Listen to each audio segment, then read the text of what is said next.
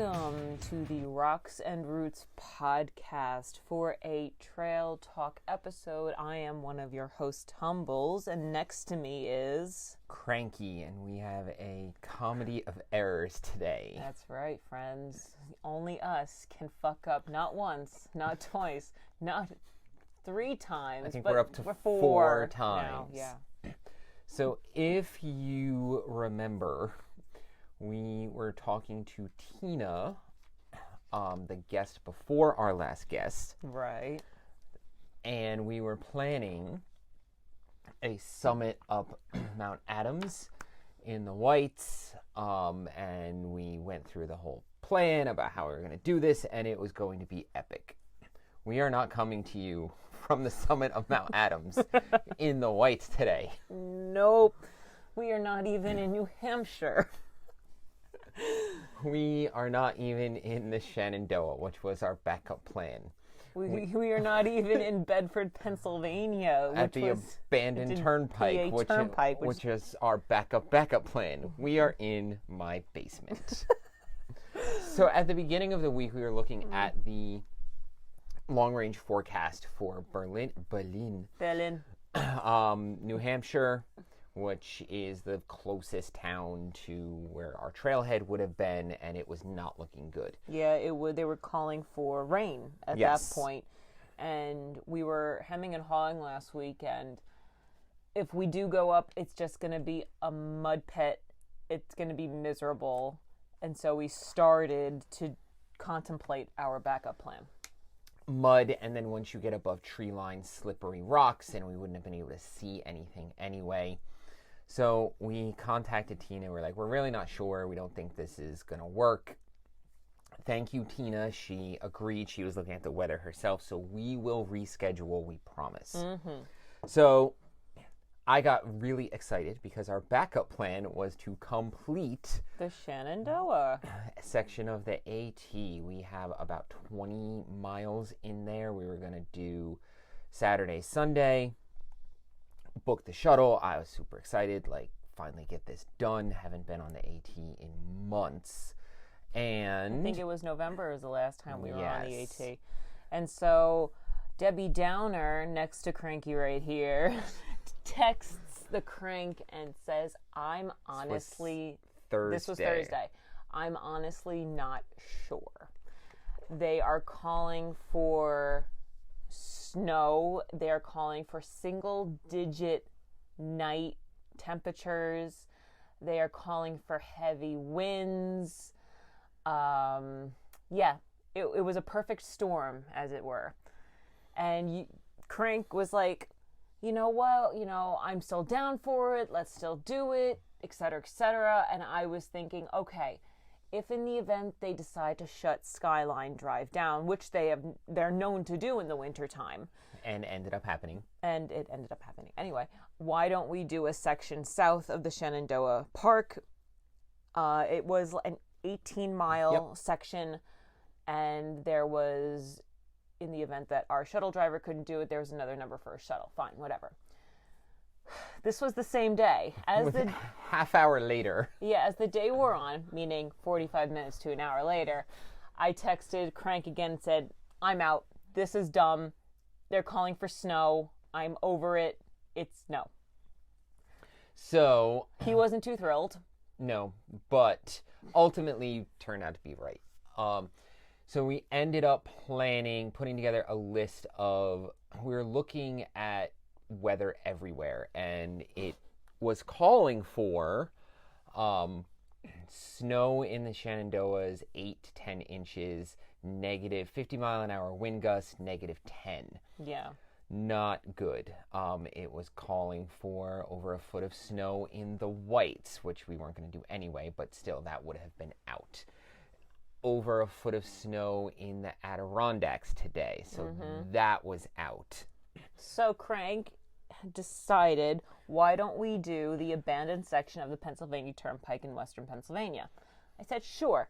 That has been on the list for a long time now.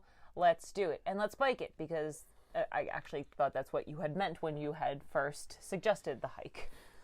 Well, I knew it was going to be snow covered, so I was like, I was planning on walking it, but you were crazy enough to try biking it, so that was the plan. Yes. And then yesterday afternoon, 5 to 10 inches in western Pennsylvania. So today we ended up doing just some local South Jersey stuff. So even though it is very disappointing and we struck out 4 times, as IB Tat says, no trail is worth your life. To go to any of those places would have just been miserable and dangerous. If not, well, definitely dangerous, if not outright stupid. So we made the smart decision and decided to go to the Pine Barrens. Yes, the home of the Jersey Devil, where it was just raining. So we ended up I was looking at abandoned ghost towns in the Pine Barrens, which there are many. So we ended up with the bikes at Batstow Village in the rain, pouring down rain. So a little... But warm. It was about 46 degrees when we started around 8 o'clock this morning. Yes. 8:30. So Batstow was started in 1766 by Charles Reed, and they were doing bog ore. They contributed to the American Revolution, and then in 1799, the ironworks master Joseph Ball bought the entire complex. They ran it as a family for 3 generations until 1854, when Bethlehem Steel and wow, I have failed history right now. Carnegie, thank you, Jesus Christ. Carnegie. Him too. Yes, Carnegie puts iron ore and bog ore out of business, so it became a ghost town. When industry dries up, people just leave. Mm-hmm. Until in 1876, Philadelphia businessman Joseph Wharton purchased the site along with a number of other properties, restored the buildings, restored the mansion, and it has been a historic site throughout the 20th and now 21st century. So we were excited because Joseph Wharton was the founder of the Wharton School at the University of Pennsylvania, and he co-founded Bethlehem Steel Company. Mm-hmm. Which is a fantastic site if any locals are listening and want to take a drive out to eastern Pennsylvania. Yep. Go to Bethlehem, Pennsylvania. Yes. It is a fantastic site. And once again, how would we have historic preservation without government? Oh, right. Private guys with lots of money step up and do it, and it's just fine. But I digress. So, what did we do there? We biked in the rain. Which was fun. Even though it wasn't what we planned, I have not been on a single track off-road trail in years. So we did about 4 miles in the pouring rain and the wind. And we haven't biked in over a year. Correct. At this point, since I had COVID. Holy crap. Wow. Which is January of 2021. Yep. I can't believe that was a year ago already. Oh, yeah. But it is, if you are interested in history, if you are interested in a bunch of quick little day hikes, or if you are interested in single track off-road biking, this is a great site. And make sure you go, if you want to bike these trails. There are designated bike trails, but we decided to take the hiking trail, which was a lot more interesting. They kind of poo-poo that, but no one was around, so we said... The park was basically, it was closed today. Yeah. They allowed us on site. They saw us. We were hanging outside the visitor center. Yeah. But they obviously knew we were there, but they didn't chase us off. So yeah, I had a blast barreling through single track, jumping routes, and you improved tremendously. Tumbles is not a fan of this type of thing. Because... What's my name? Tumbles. Thank you. Yes. You haven't fallen on a bike yet, though, I don't think. No, because I've never been on this dangerous horse shit before. You did fine. You improved throughout the day. You started like walking every single obstacle, but you did at least ride over that pipe at the end. So Okay, well done. so the reason why I was walking the beginning sections is because right next to the trail is the Batstow River, and I didn't want to end up in the river. Wise choice. Could have actually happened. But yeah, I had a blast because I love this shit. I went back to my roots. Oh, cheers. Cheers. Today's episode is sponsored by Great Value Drinking Water. Great Value brand drinking water, which probably comes out of some tap in Patterson, New Jersey. And his bottles for Walmart. There we go. So it's an awesome, it's a fun site. It's fun, yeah. It's like a half-day, take your family type site. I would like to do the 23-mile Big trail. Loop. Yeah. I don't know if it's a loop. It ends, I forget where it ends. It ends somewhere 23 miles away.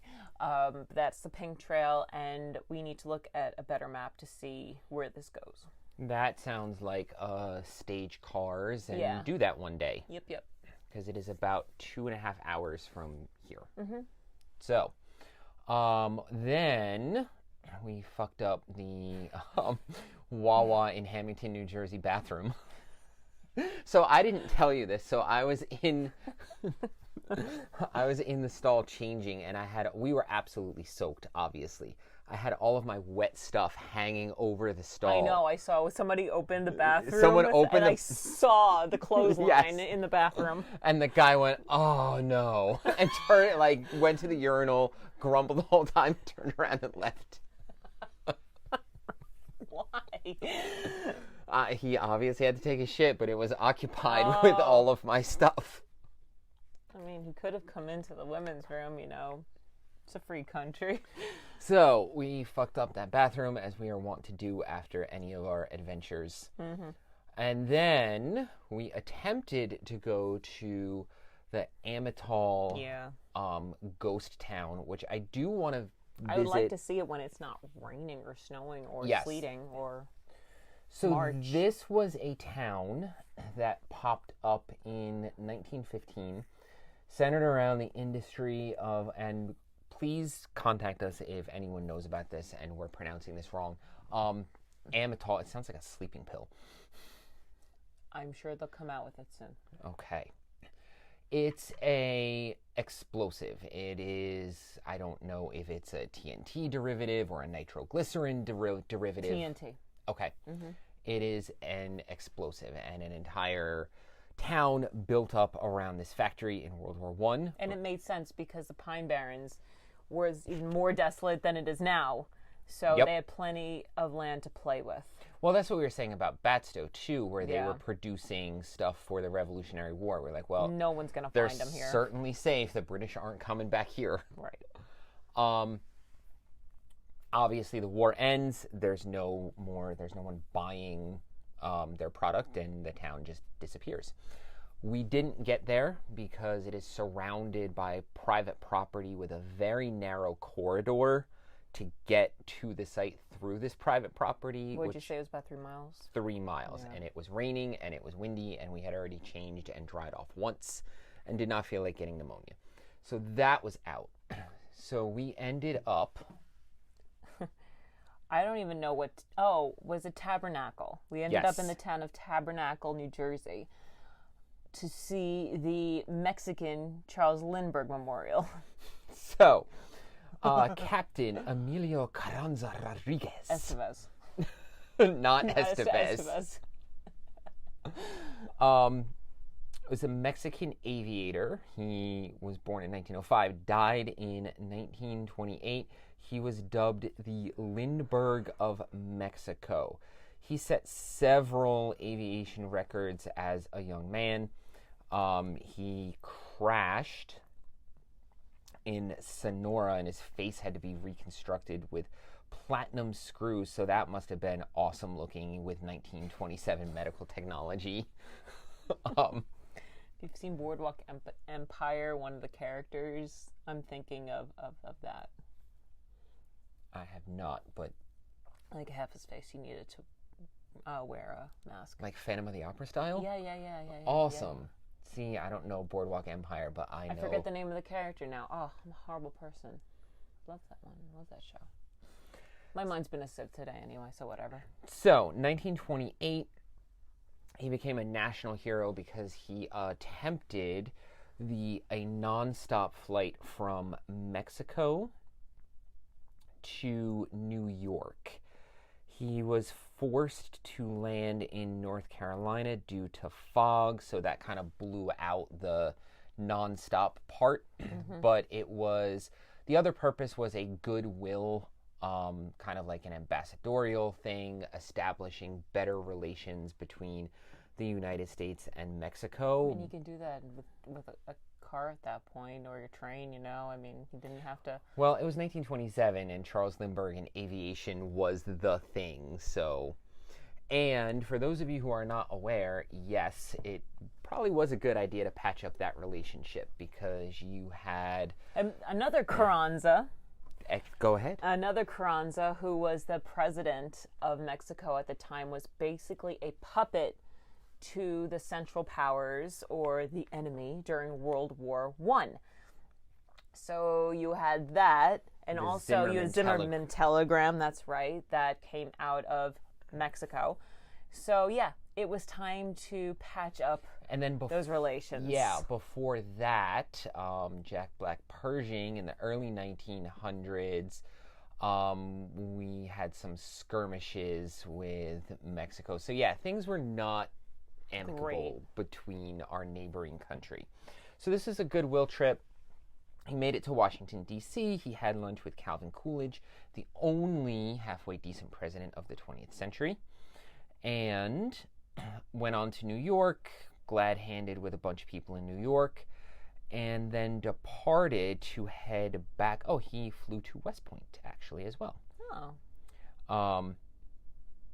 And he went at the request of Edith Norse Rogers, who was responsible for lifting an embargo of aviation products to Mexico. So yeah, he actually accomplished some things, got some more free trade going, so good for him. So, July 12th... Unfortunately, he died. Yes, he receives a telegram, start your flight back. The goal is to fly nonstop to set that record. This trip was funded by the little children of Mexico who saved their pennies. And Charles Lindbergh and a bunch of wealthy donors. So he took off.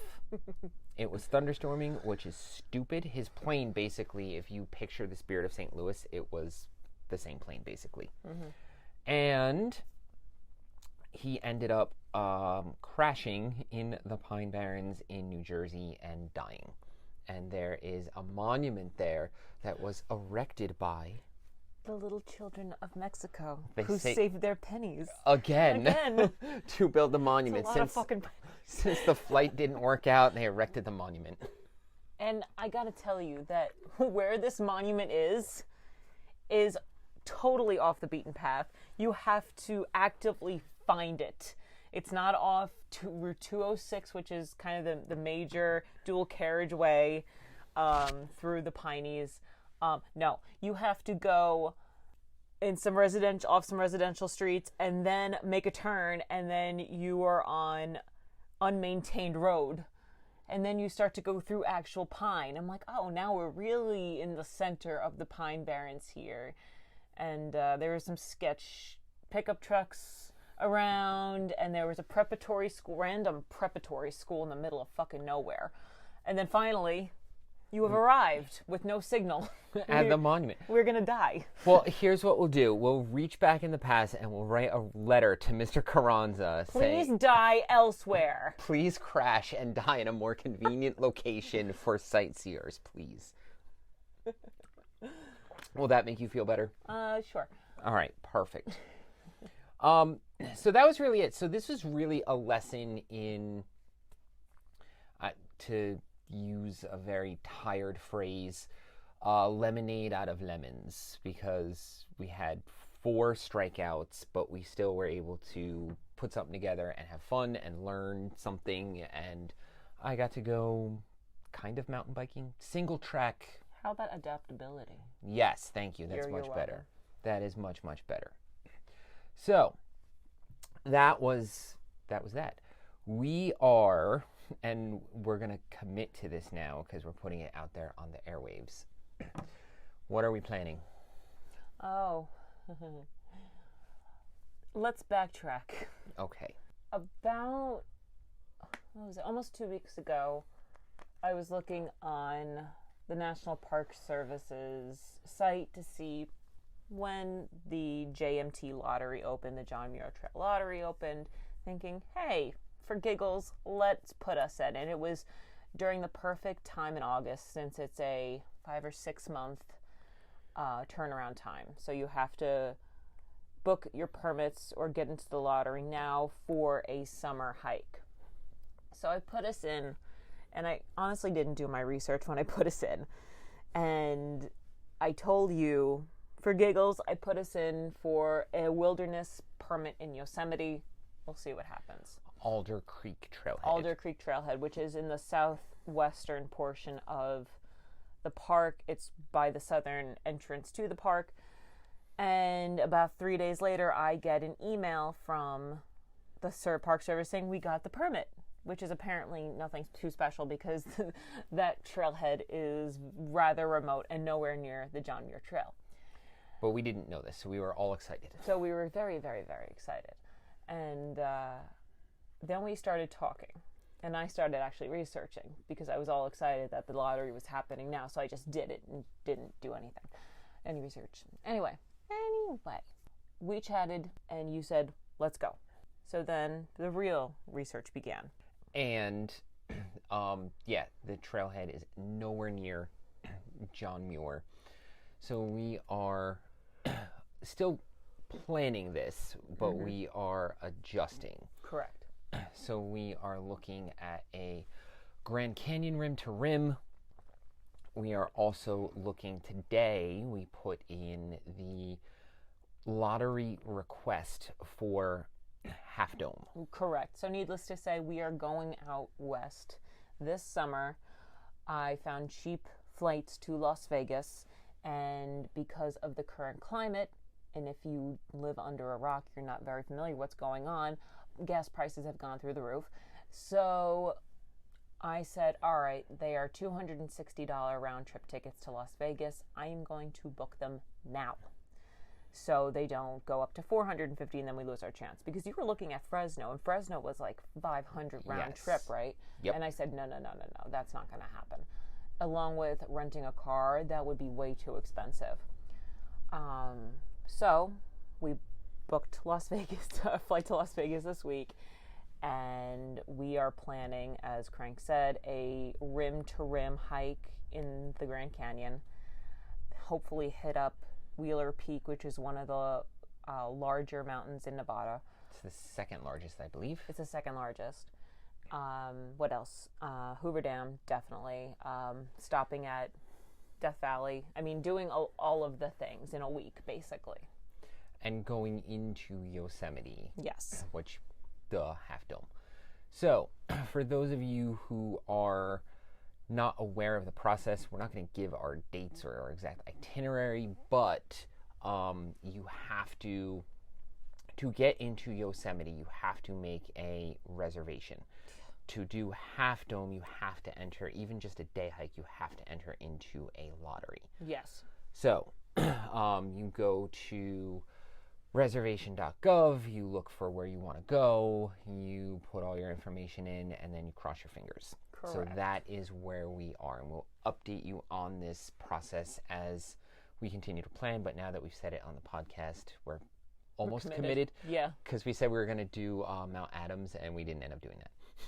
Well, we've already put money into this, so we're Yes. doing it.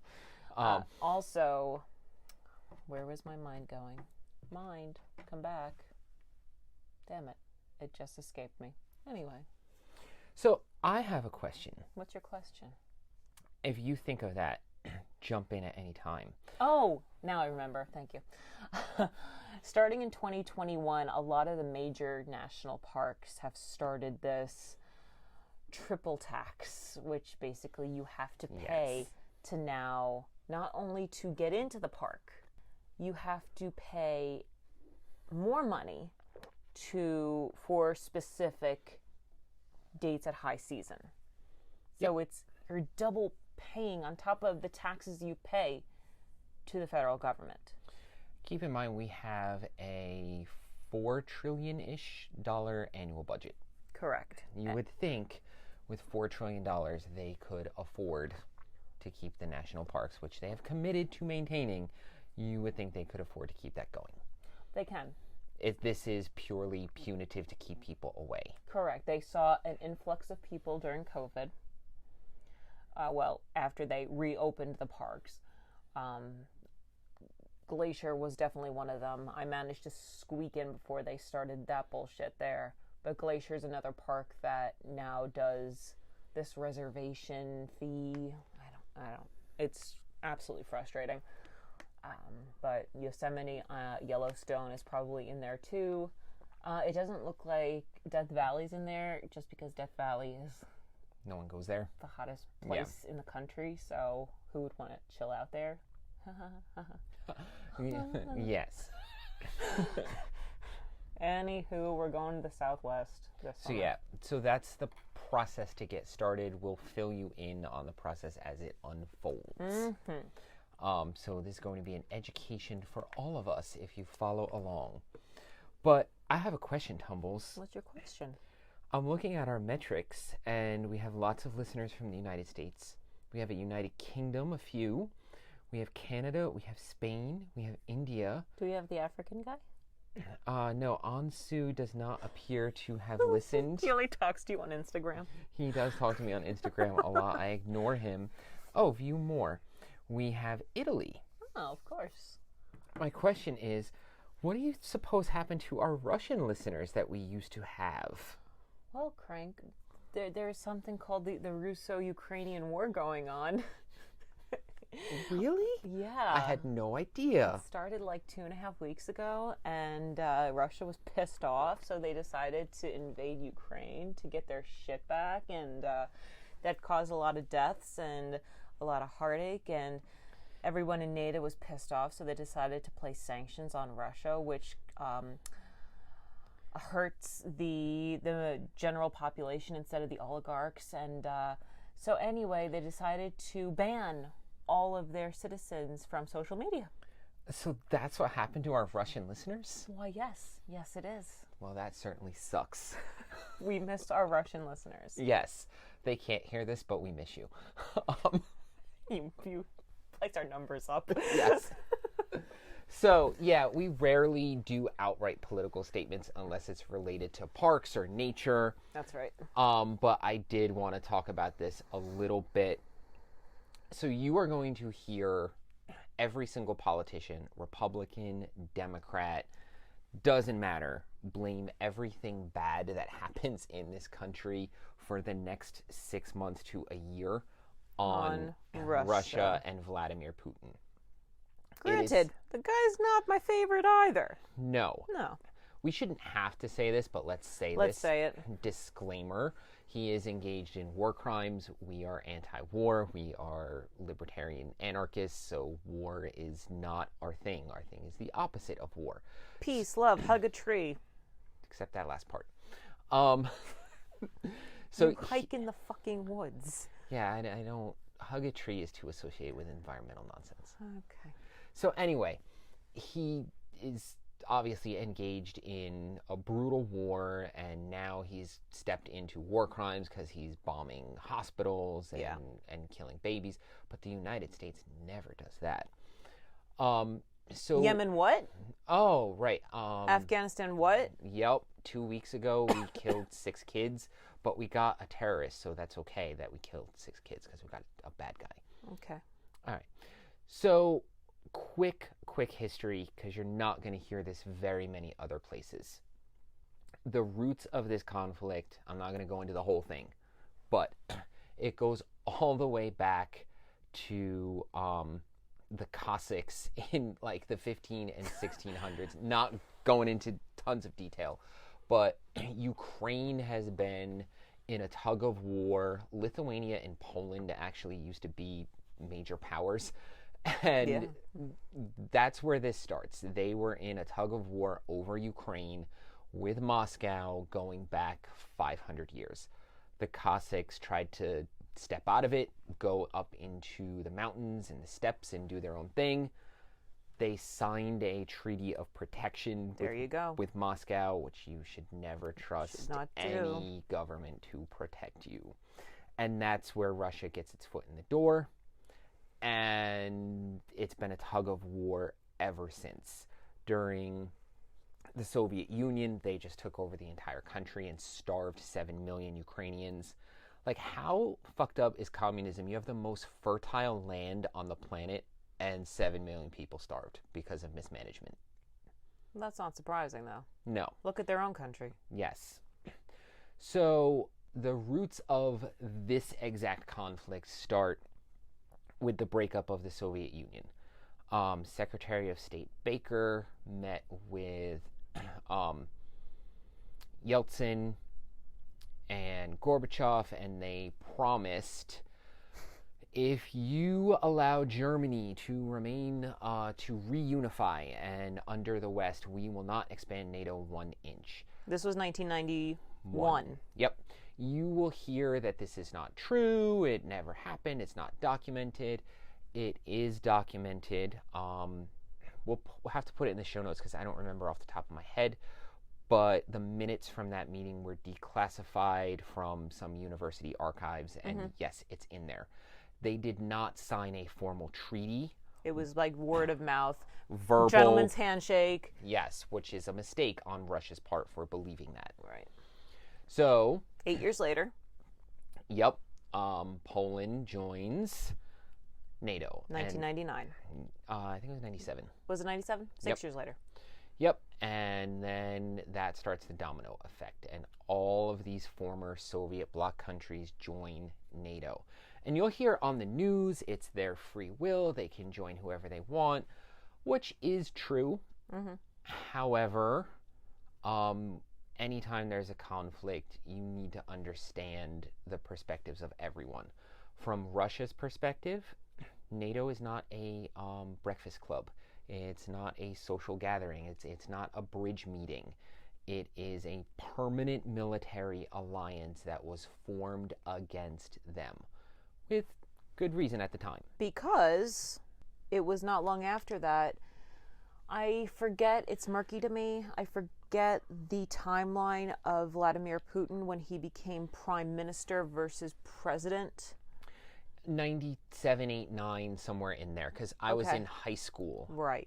And my history teacher at the time was Russian descendant, and we were talking about the rise of this new political power in Russia, and we used to get hilarious homework assignments where if we could find him a picture of Vladimir Putin smiling, we'd get an A for the marking period. Oh my God. You can't find it. No.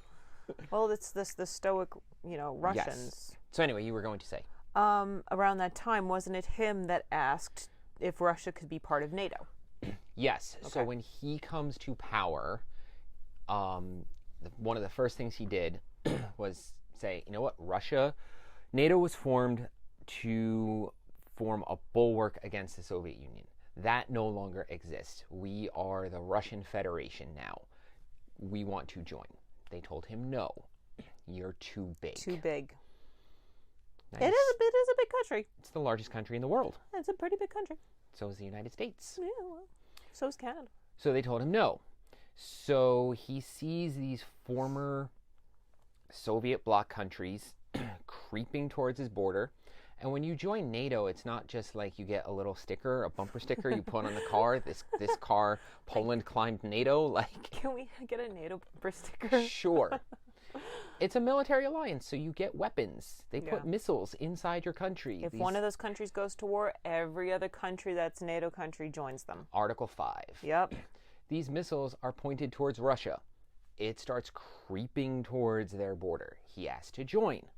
No. I don't know what year, but then he asked to join the European Union. No.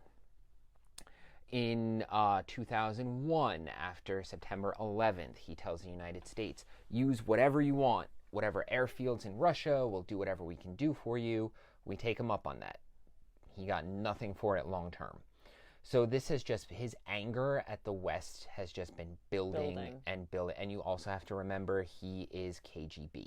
He's been programmed from a young lad that the West is the enemy. A young comrade. Very good. Yes. And when we do things to validate that programming, it's not good. No. Not to mention, Russia's also one of those countries that have quite a few nukes. Mm-hmm. So 2014. Yes. Yes. The crime. Pardon me. Bless you. 2014, there is a revolution in Ukraine. And the neutral to pro-Russian government in Ukraine, which was democratically elected, is overthrown by a coup. Guess who funded that and who helped Zelensky come to power? Whoa. Is that... Tumbles in the back. Is that us? That's not only us, that is Joe Biden. That was Joe Biden's project from President Obama, help Zelensky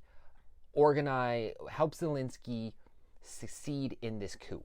Makes a lot of sense why Hunter was playing around in Ukraine, doesn't it? Yes. So, a pro-NATO government comes to power. Pisses Putin off real bad. So he invades Crimea and annexes it. Granted, people have compared this to Hitler invading Austria. It's not really the same. But many people in the Crimea speak Russian. They were, many of them wanted to join Russia, so he just takes it. Should he have done that? No, but we're hoping to give you a more complete picture as to why things happen. Right.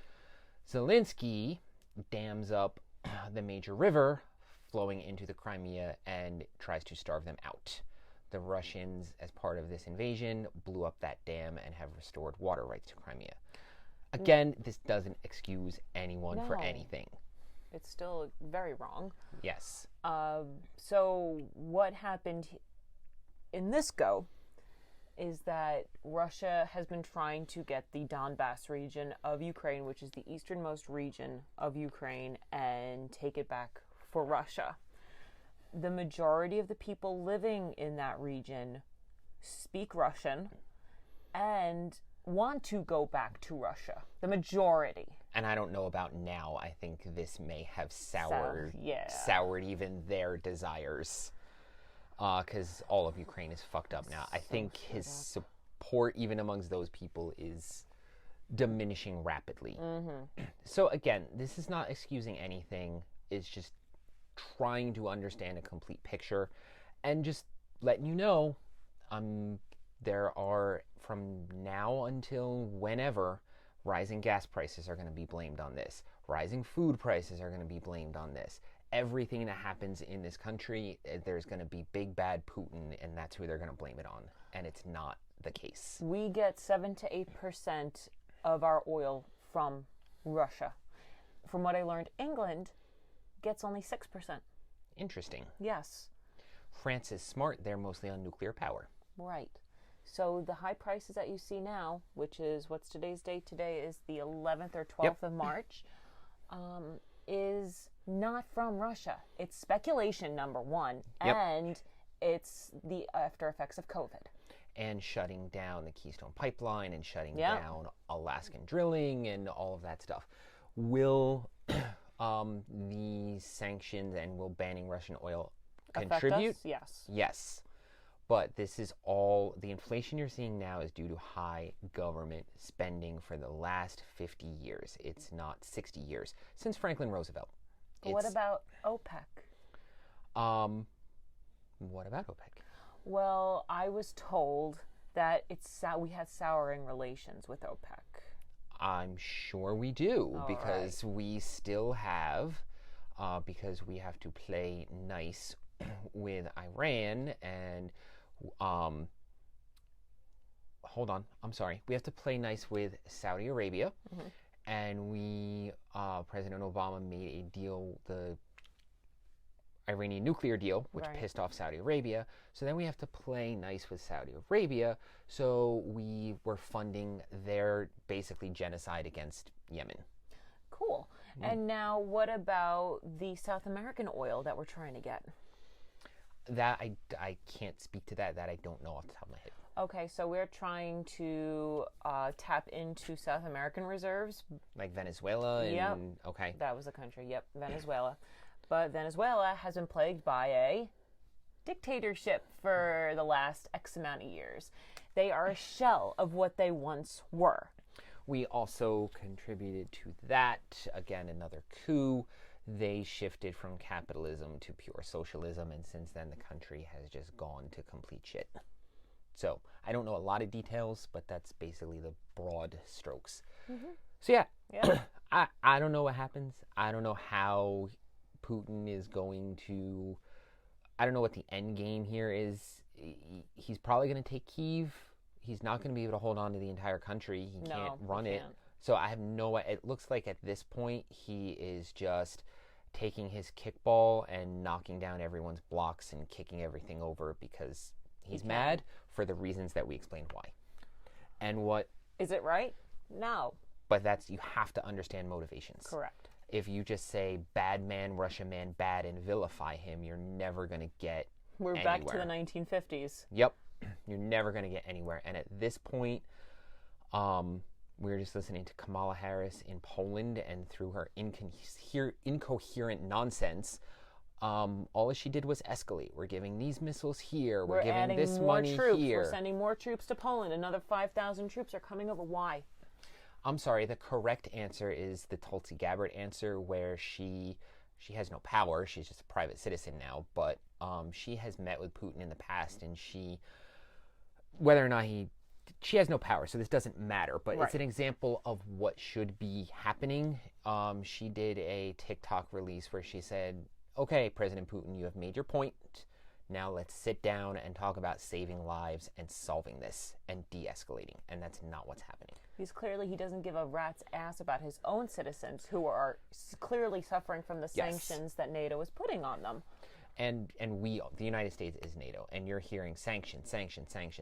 All the sanctions do is prevent poor Russian children from getting McDonald's, poor Russian children from getting goods and supplies that they need. Correct. So it's just a bad situation all around. Again, have no idea what to do about it. Just wanted to give our listeners a more complete picture. So if you're still listening, congratulations. Mini history lesson. Mini history and modern political science lesson. Yes. Wow. That was fun. That was fun. Wow. We've 44 minutes. 44 minutes. That's pretty damn good. Obviously, big Western trip coming up. In the meantime, I want to get back to the Shenandoah, so we'll be doing that sometime in the next couple of weeks. Yeah. Do you have anything else? No. All right. I think that's a good, as Dr. Peterson says, that's a good place to stop. Well, Dr. Peterson, why don't you follow us on the gram? Rocks_and_roots_pod. Oh, actually, I do have something else. Oh, no, you just diminished my fire there. I'm sorry, I fucked it up. So, Jordan Peterson's daughter, Michaela, who's kind of dumb in comparison. Sorry. I like the format of her podcast because she'll get two people from polar opposite views and interview them for a half hour separately. Right. So she has a Zelensky lackey talking about the war and things on the ground and what's happening and Putin is evil. And then she has a Putin lackey who sounds like a complete, because their case is very weak for this, sounds like a complete idiot, but it's a very interesting perspective from both sides. So Michaela Peterson podcast, go check that out. There you go. Now, you were saying. Oh, yeah. We're on social media. Follow us on social media. We're on Patreon. Give us a few dollars to keep our subscriptions going so you can continue listening to this fantastic content. Brought to you by viewers like you. Thank you. And with that, ciao.